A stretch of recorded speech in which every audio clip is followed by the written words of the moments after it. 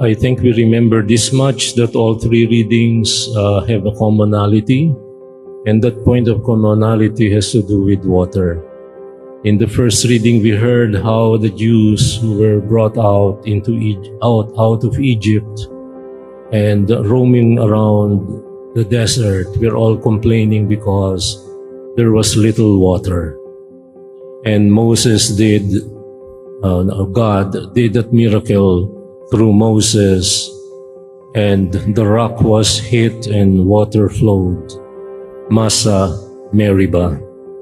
But in the second reading, we are told an image of water when St. Paul talked about the love of God being poured out into our hearts, poured out like water.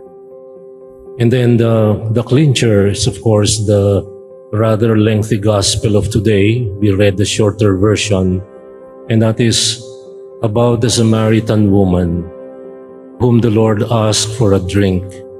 But in the end, it was the woman who was begging the Lord for that living water. I'm reminded by,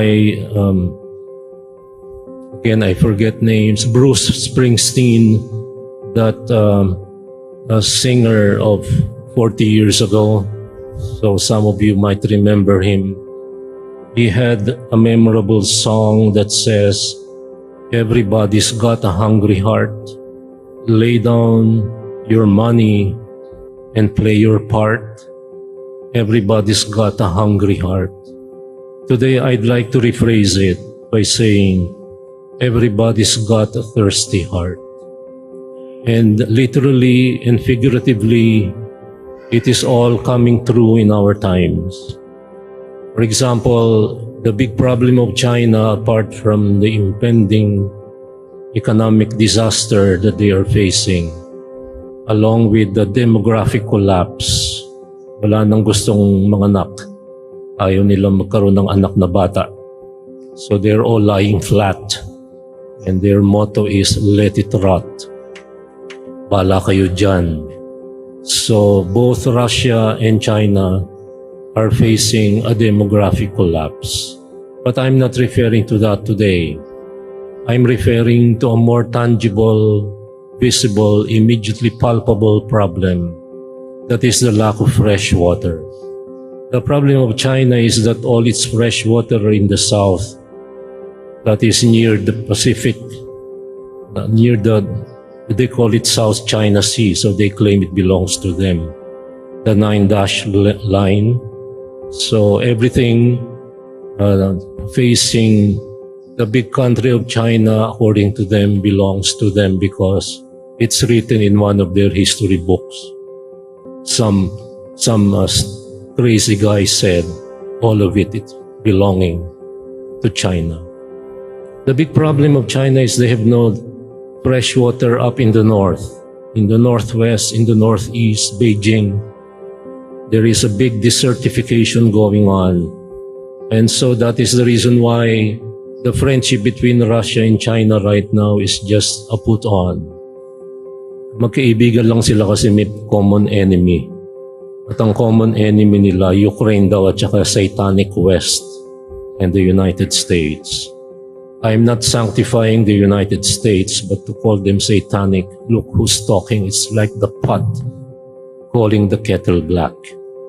But the bottom line is this: the next world war will be fought over fresh water. India, China, they're all damming up all the rivers. They don't worry about Bangladesh. Well, Bangladesh becomes flooded much more than they deserve because of so many other factors. But this is a real problem. So Bruce Springsteen is correct. Everybody's got a thirsty heart. Everybody's got a hungry heart. And today we are brought face to face with this reality by, of all people, a Samaritan woman, unnamed Samaritan woman. But let me tell you three things about the Samaritan woman. She may be unnamed, but she is not unknown. She is known everywhere because she has had 5 husbands. In my Cavite Tagalog, they have a beautiful word which I hesitate to use. Burikak. Okay, never mind about that word. But she is unnamed, but she is not unknown. She has a reputation. That's number 2. Number 3, she broke all the rules. And let me enumerate what they are. First, she came out to draw water close to midday. No self-respecting woman would go out at midday to fetch water. You do that early morning. In the time of Christ, only women went to the well to draw water. Yung mga lalaki hindi nag-iigib. Ang pag-iigib ay mga babae lamang. Now, tinanghali ng gising, I don't know. Or maybe she had a lot of things to do at home. But she came to draw water close to midday. We are told that explicitly by the Gospel of John. Second, the rule that she broke. She spoke with a man in public.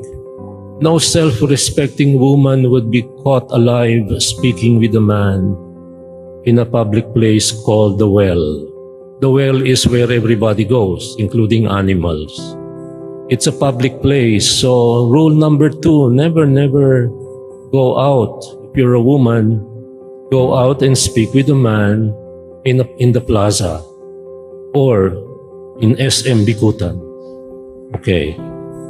Rule number 3, a Samaritan woman speaking with a Jew, that's a no-no. No Jew should speak with a Samaritan, whether man or woman. But she spoke with a Jew, so she broke all the rules. In other words, she has given all the Mariteses and the Marisols and the Tolits another opportunity among many to talk about her. She was unnamed, but never unknown. So, for a woman with a past, she definitely had courage. And I'd like to talk about courage now.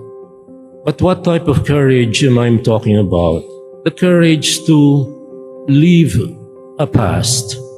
The courage to leave something, because I'll tell you later that there is a 4th thing that she did that is definitely teaching us a lesson. And what courage am I talking about? It has to do with compunction of heart. Every man has got a thirsty heart. Every man has got a hungry heart. But people go around hungry or thirsty, but they never accept that they are thirsty.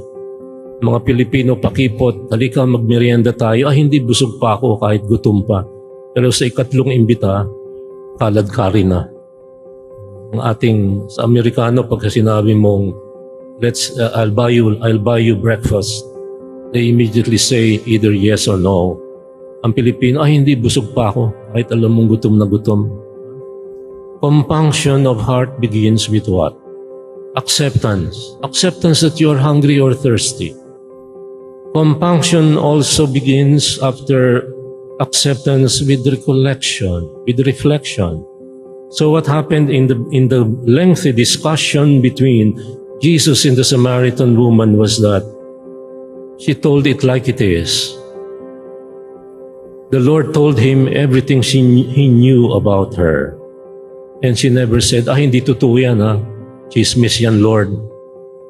Hindi niya sinabing, fake news yan.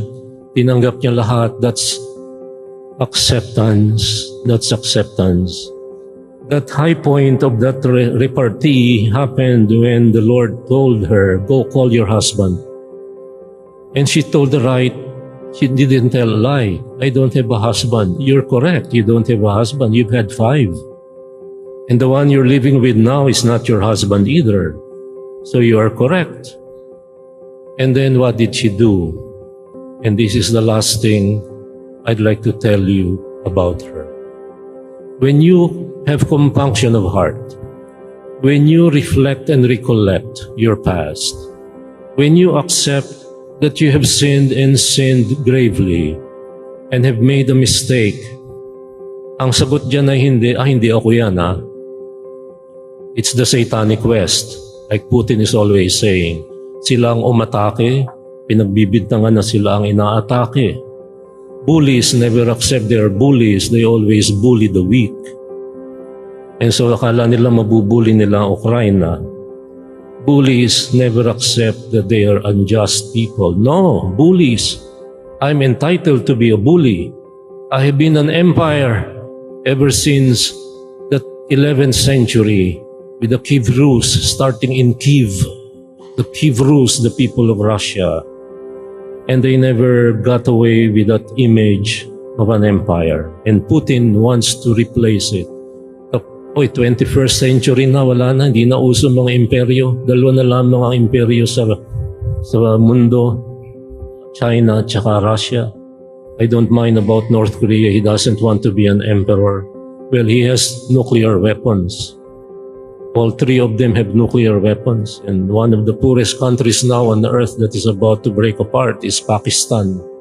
They have nuclear weapons. Along with India, they form a club of people who are bullies. But the Samaritan woman never said, no, that's a fake news, that's a lie.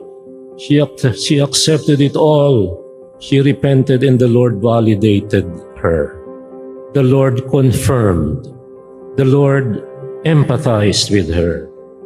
The Lord said, if you're gonna ask me for water, the living water, then you would go and beg me for that water. He is now talking about the grace, sanctifying grace, represented by water. Every man has got a thirsty heart. We are all longing for God. Father Rollheiser calls this holy longing, that desire, whatever it is. Every little desire that we have, whether worldly, human, or fickle, or petty, that reflects the ultimate desire, that holy longing, that thirst for the ultimate, that desire for God that we all have deep in our hearts. You know one thing she did? When she accepted everything, she went home and left her most precious possession. No self-respecting woman will leave her purse behind. Sa mundong ibabaw ngayon, dala-dala niyo lagi ang inyong pitaka, ang inyong purse, ang inyong handbag. Mag-CCR lang, naka-handbag pa. Pupunta lang sa Pure Gold, naka-handbag pa. Andun kasi lahat cellphone, credit cards, ID, lahat nandun. May skyflakes pa. Makisakay ka sa mga train, pag nakatabi mo nga Pilipina, pag natanong ka, meron ka ba diyang halls? Meron nga. Hingi naman ng skyflakes, dudukalin ang handbag, meron nga. Lahat nandun sa handbag. You never leave that handbag behind. The woman left the jar. That is a precious possession of a woman during that time. She left her jar because she was full of something else. She was full of the good news. And then told everybody, halika, tingnan nyo. May nakita ako sa balon. And he told me everything about me. He knows everything about me. But that knowing is loving. That knowing is not marites. That knowing is not chismes. That knowing has a heart. It is a heart full of love and acceptance and validation and confirmation. It is a call to compunction. It is a call to a relationship. And therefore, with a heart full of newfound love, she left her jar and told everything to her neighbors. My question is very simple. What are you prepared? What am I prepared to leave now? For the reason that I found something better. What are you prepared to leave? Are you prepared to leave your purse for a moment sa office? Dito ang iniiwanan na yung mga balutan ng Jollibee. 10 years ago when I was here, after the 7:30 a.m. Mass, it was very dirty because ang daming balutan ng Jollibee at saka yung mga tissue, lahat iniiwan diyan sa upuan. Now it's a little better after the pandemic. Nagbabago rin naman tayo. Pero ano ang kaya nating iwanan? Are we prepared to leave something because you now are full of something better? That is the question for me, for you, for everyone.